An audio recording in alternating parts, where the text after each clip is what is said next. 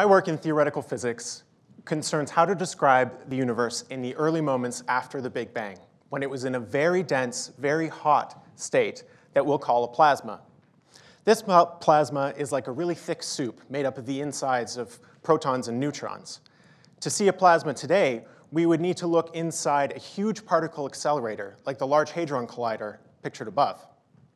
Despite being able to create these plasmas on our own, we still lack good theories for predicting how these plasmas would have behaved in the early universe.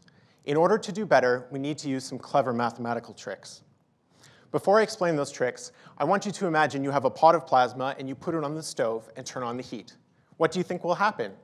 Will it heat up and start boiling like water does? Keep that image in your mind, and I'll tell you the answer in a second.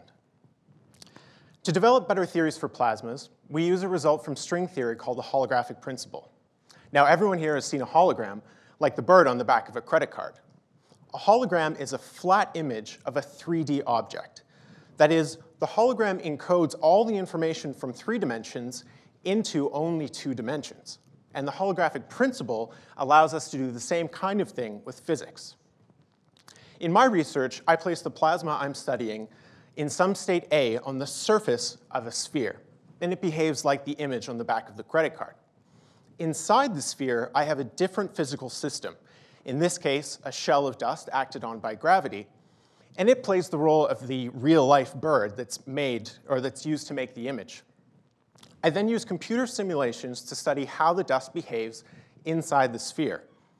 The holographic principle encodes the information from inside the sphere onto the surface of the sphere where my plasma lives at every moment in time. If the dust in the center collapses and forms a black hole, this will be reflected by the plasma on the boundary changing into some new state, B.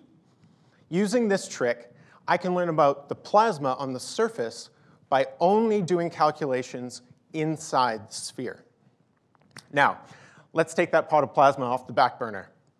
My research using the holographic principle tells me that some plasmas, when heated up, don't behave at all like a normal liquid.